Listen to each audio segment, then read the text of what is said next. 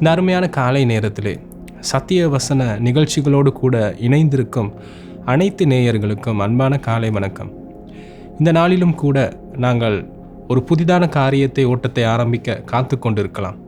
எனவே வேதாகமத்திலே ஒரு நல்ல ஓட்டத்தை குறித்ததான ஒரு காரியத்தை இந்த நாளிலும் நாங்கள் பார்க்க போகிறோம். பிலிப்பியர் 3வது அதிகாரம் 14வது வார்த்தையில் இப்படியாக ஒரு வசனம் இருக்கிறது. கிறிஸ்து இயேசுவுக்குள் தேவன் அழைத்த பரம அழைப்பின் பந்தய பொருளுக்காக இலக்கை நோக்கி நாங்கள் ஓட வேண்டிய அழைப்பை குறித்து அந்த வார்த்தையிலே சொல்லப்படுகிறது. இதை கூறுகிற நேரத்திலே 2வது தீமோத்தேயு 4வது அதிகாரம் 7வது வார்த்தையிலே பவுல் தீமோத்தேயுக்கு ஒரு நல்ல ஒரு ஆலோசனை கொடுக்கிறார். அவருடைய ஓட்டத்தை குறித்ததான அதன் முடிவை குறித்ததான தன்னுடைய காலத்திலே அவர் எப்படியாக இந்த ஓட்டத்தை முடிக்கிறார் என்பதை குறித்ததான ஒரு வார்த்தையை கூறுகிறார். அதாவது, நல்ல போராட்டத்தை போராடினேன், ஓட்டத்தை முடித்தேன், விசுவாசத்தை காத்து கொண்டேன். எனவே இந்த நாளும் காலை நேரத்திலே இந்த நிகழ்ச்சிகளோடு இணைந்திருக்கிற நாங்கள் அனைவரும் தியானிக்க வேண்டிய ஒரு காரியம்தான், தேவனுடைய பிள்ளைகளாகிய நாங்கள் ஓட அழைக்கப்பட்டிருக்கிறதான ஒரு ஓட்டம் அழைப்பு நமக்கு இருக்கிறது. இதில் முக்கியமான எங்களுக்கு இருக்கிற காரியம்தான் எங்களுடைய விசுவாச பயணம். எங்களுடைய விசுவாச பயணத்தை நாங்கள் காத்து கொள்ள வேண்டியவர்களாய் இருக்கிறோம். இந்த நாளிலும் இந்த பவுலுடைய வாழ்க்கையில் நாங்கள் பார்த்தோமானால் எங்களுக்கு தெரியும், பவுல் ஆரம்பத்திலே அவருடைய வாழ்க்கை மிகவும் வைராக்கியமான ஒரு வாழ்க்கை வாழ்ந்து கொண்டிருந்த ஒரு மனிதன். இயேசு கிறிஸ்துவை தன்னுடைய சொந்த இரட்சகராக ஏற்றுக்கொள்ளாது, ஆனால் தேவனுக்கென்று ஒரு வைராக்கியம் பாராட்டின நியாய பிரமாணத்தின் கீழ் வாழ்ந்த ஒரு மனிதனாக காணப்பட்டார். ஆனால் காலம் வந்தது, இயேசு அவருக்கு வெளிப்பட்டார், தன்னுடைய இரட்சகராக அவரை ஏற்றுக்கொண்டார். பவுலுடைய வாழ்க்கையிலே ஒரு திருப்பு முனை ஏற்பட ஆரம்பித்தது. எனவே அந்த நாளிலே கிறிஸ்து இயேசுவுக்காக ஓட்டத்தை ஓட, விசுவாச ஓட்டத்தை ஓட ஆரம்பித்த பவுல் மிகவும் அவருடைய சவால் மிகுந்த காலங்களுக்குள் அவர் போனார். இப்படியான ஒரு காலகட்டம் நம்முடைய வாழ்க்கையிலையும் இருக்கலாம். நம்முடைய விசுவாச பயணத்தை என்று நாங்கள் ஆரம்பித்தோமோ, இயேசுவை சொந்த இரட்சகராக ஏற்றுக்கொண்ட அந்த நாளிலிருந்து, எங்களுடைய வாழ்க்கை மாறின அந்த நாளிலிருந்து நாங்கள் பல போராட்டங்களுக்கு முகம் கொடுக்க வேண்டிய சூழல் எங்களை சுற்றி வந்திருக்கலாம். எங்களுடைய வாழ்க்கை முன்பு வாழ்ந்த நான் அல்ல, இப்பொழுது வாழ்கின்றேன்.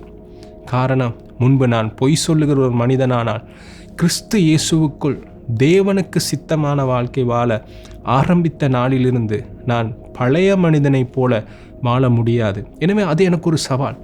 சில நேரங்களிலே நான் பழைய காரியங்கள் பாவ வாழ்க்கையில் இருந்த நேரத்திலே மனிதர்களுக்கு பிரியமான காரியங்களிலே ஈடுபட்டு தேவனை வேதனைப்படுத்தி கொண்டு வந்த ஒரு மனிதனாக காணப்பட்டிருக்கலாம். ஆனால் பவுலுடைய வாழ்க்கையிலே ஏற்பட்ட மாற்றத்தை போல என்னுடையும் உங்களுடைய வாழ்க்கையிலே மாற்றம் ஆரம்பித்த, இயேசுவுக்காக வாழ வேண்டும் என்ற தீர்மானத்தோடு ஆரம்பிக்கப்பட்ட அந்த நாளிலே நாங்கள் ஒரு புது மனுஷனாக, புது சிந்தையுள்ளவர்களாக, பரலோகத்தின் நம்பிக்கை உடையவர்களாக, தேவனுடைய திட்டத்துக்குள் நுழைந்தவர்களாக எங்கள் வாழ்க்கையை வாழ ஆரம்பித்திருப்போம். எனவே நாங்கள் வாழ ஆரம்பித்த இந்த வாழ்க்கையிலே நான் முன்பு சொன்னது போல போராட்டம், சவால்கள் நிறைந்து காணப்பட்டிருக்கலாம். எனவே நான் தேவனுக்கு பிரியமாக வாழ வேண்டும். எனவே என்னுடைய பழைய பாவ காரியங்கள், நான் தேவனுக்கு பிரியமற்ற காரியங்கள் என்னுடைய வார்த்தையினால் செய்தேனா, என் சிந்தையினால் செய்தேனா, என் கிரியையினாலே செய்தேனா, இனியும் நான் அப்படிப்பட்ட மனிதனாய் வாழ முடியாது. எனவே தேவனுக்குள் ஆரம்பித்த எங்கள் விசுவாச பயணம் இந்த நாளிலே, இந்த விசுவாச ஓட்டத்திலே நாங்கள் பழைய மனிதர்களாய் வாழ முடியாதபடிக்கு நாங்கள் சவால்களிலே இருந்து கொண்டிருக்கலாம். இப்படிப்பட்ட காரியங்களிலே நாங்கள் தேவனுக்கு பிரியமாக வாழ ஆரம்பிக்கிற நேரங்களிலே எங்களுக்கு பல போராட்டங்கள் வர முடியும். சில நேரங்களிலே நாங்கள் பாவம் செய்ய தூண்டப்படலாம். சில நேரங்களிலே நாங்கள் தேவனுக்கு விரோதமாக பேசுவதற்கு தூண்டப்படலாம். அது சில மனிதர்கள் கூட வரும் பொழுது ஒரு சூழலின் நிமித்தம் நாங்கள் எங்களை மாற்றிக்கொள்ள வேண்டிய ஒரு தருணங்களுக்கு தள்ளப்படலாம். ஆனால் நாங்கள் முன்பு பார்த்த வார்த்தையைப் போல நல்ல போராட்டத்தை போராட அழைக்கப்பட்டு இருக்கிறோம். எங்களுக்கு இந்த ஓட்டத்தில் ஒரு நல்ல போராட்டம் போராட வேண்டிய சூழல் இருக்கிறது, ஒரு கட்டாயம் இருக்கிறது. எங்களுடைய விசுவாச ஓட்டத்தை காத்து கொள்ள நாங்கள் நல்ல ஒரு போராட்டத்தை போராடி ஆக வேண்டும். எனவே நான் தேவனுக்காக வாழுவதற்கு, என்னுடைய விசுவாசத்தை காத்து கொள்ள, நான் தேவனுக்கு பிரியமான மகன் மகள் என்று ஒரு பெயரை அவரிடத்தில் நான் எடுப்பதற்கு, அந்த நாளுக்காக நான் என்னை காத்து கொள்வதற்காக நான் இந்த பூமியிலே வாழுகிற காரியத்திலே நான் போராடியாக வேண்டும்.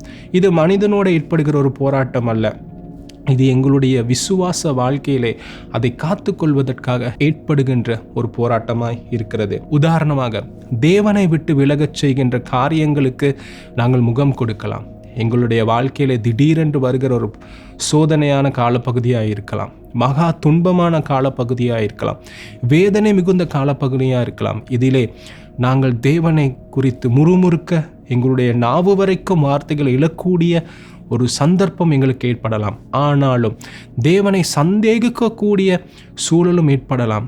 ஆனாலும் அப்படியான நேரங்களிலே நாங்கள் இப்படியாக எங்களுடைய விசுவாச ஓட்டத்துக்காக போராட போகிறோம். செய்ய வேண்டியது ஒரே ஒரு காரியம்தான், தேவ பாதத்திலே தரித்திருப்பது, ஆண்டவருடைய சமூகத்திலே காத்திருந்து பலனை பெற்றுக்கொள்வது எங்களுக்கு மிகவும் பிரதானமாய் காணப்படுகிறது. அதே போலத்தான் எங்களுடைய இந்த ஓட்டத்தை நாங்கள் தொடர்ந்து ஓட அழைக்கப்பட்டு இருக்கிறோம். எங்களுடைய விசுவாச ஓட்டமானது ஒரு நாளிலோ 2 நாளிலோ 3 நாளிலோ முடிவடைகிற ஒரு ஓட்டம் அல்ல. நாங்கள் நெடுந்தூர ஓட்டம் ஓடுகிற வீரர்களை நாங்கள் பார்த்திருப்போம். அவர்களுடைய இலக்கை அடையும் வரைக்கும் அவர்கள் ஓடிக்கொண்டே இருப்பார்கள். எனவே இந்த பூமியிலே நாங்கள் மறிக்கிற தருணம் என்று வரப்போகிறதோ, அந்நாள் வரைக்கும் இந்த பூமியிலே ஆண்டவருடைய வருகை இருக்குமானால், அவர் எங்களை எடுத்துக்கொள்வாரானால், அந்த நாள் வரைக்கும் எங்களுடைய விசுவாசத்தை காத்து கொண்டு தேவனுக்காக நாங்கள் இந்த ஓட்டத்தை ஓடியாக வேண்டும். இப்படியாக ஓடுகிற நேரத்திலே ஒரு நாள் நாங்கள் சொல்ல முடியும், நானும் நல்ல போராட்டத்தை போராடினேன், ஓட்டத்தை முடித்தேன், விசுவாசத்தை காத்து கொண்டேன், இது முதல் ஜீவ கிரீடம் எனக்காக வைக்கப்பட்டிருக்கிறது என்று பவுலை போல சாட்சி பகரக்கூடிய சூழல் நமக்கும் ஏற்படுகிறது. அன்பான பிரியமானவர்களே, இந்த காலை நேரத்திலே உங்களுடைய ஓட்டத்தை குறித்து நீங்கள் ஆராய்ந்து பார்க்க ஆயத்தமா? நான் முதலில் சொன்னது போல, கிறிஸ்து இயேசுவுக்குள் தேவன் அழைத்த பரம அழைப்பின் பந்தய பொருளுக்காக நீங்களோட ஆயத்தமா? இந்த காலை நேரத்தில் உங்களுடைய சிந்தை எப்படியாக காணப்படுகிறது? குழப்பமான ஒரு சூழலிலே இருக்கிறீர்களா? தேவன் என்னோடு கூட இருக்கிறாரா என்ற ஒரு சந்தேகத்தில் இருக்கிறீர்களா? காரணம், வாழ்க்கையிலே நான் முகம் கொடுத்து கொண்டு இருக்கிற காரியங்களின் நிமித்தம் நான் மிகவும் சோர்ந்து போய் இருக்கிறேன் என்று நீங்கள் கலக்கத்தோடு இருக்கிறீர்களா? கவலைப்பட வேண்டாம். இந்த காலை நேரத்தில் உங்களுடைய அழைப்பின் ஓட்டத்தை நிறைவு செய்வதற்கு கர்த்தர் உங்களுக்கு உதவி செய்ய வல்லவரும் நல்லவருமாயிருக்கிறார். காரணம், அவருடைய வாக்குத்தத்தம் உண்மையுள்ளதாக இருக்கிறது. நித்திய ஜீவனை தருவேன் என்பதே அவருடைய மெய்யான வாக்குத்தத்தமாக இருக்கிறது. எனவே எங்களுக்கு ரட்சிப்பை கொடுத்து தம்முடைய பிள்ளையாக ஏற்றுக்கொண்டு நித்திய எதிர்பார்ப்பை கொடுத்த அந்த தேவனானவர் எங்களுடைய விசுவாசத்தை காத்து கொள்ளவும், எங்கள் கரம் பிடித்து எங்களை கடைசி பரியந்தம் நடத்தவும் அவர் வாக்குத்தத்தத்தில் உண்மை உள்ளவராயிருக்கிறார். ஆனால் இந்த நாளிலே நானும் நீங்களும் சிந்திக்க வேண்டிய காரியம்தான், என்னுடைய பங்கை நான் சரியாக நிறைவேற்றுகிறேனா? பவுல் தீமோத்தேயுக்கு நல்ல விதத்திலே ஆலோசனை கொடுக்கிறார். நல்ல போராட்டத்தை நான் போராடினேன், என்னுடைய விசுவாசத்தை காத்து கொண்டேன், இது முதல் எனக்காக ஒரு பரிசு காத்திருக்கிறது. பிரியமானவர்களே, நாங்கள் எத்தனை பேருக்கு எங்களுடைய ஓட்டத்தை குறித்து சாட்சி சொல்லக்கூடிய ஒரு வாழ்க்கை வாழப்போகிறோம்? சில பேர் நாங்கள் வாழ்ந்து கொண்டு இருக்கலாம், ஆனாலும் எங்களுடைய வாழ்க்கையிலே சூழல் மாறாது என்பதை கட்டாயமாய் நாங்கள் சொல்ல முடியாது. எந்த மாதிரியான காரியம் வந்தாலும், புயல் அடித்தாலும் எங்கள் வாழ்க்கையிலே நாங்கள் கர்த்தருக்காய் இந்த ஓட்டத்தை ஓடி முடிப்போம்.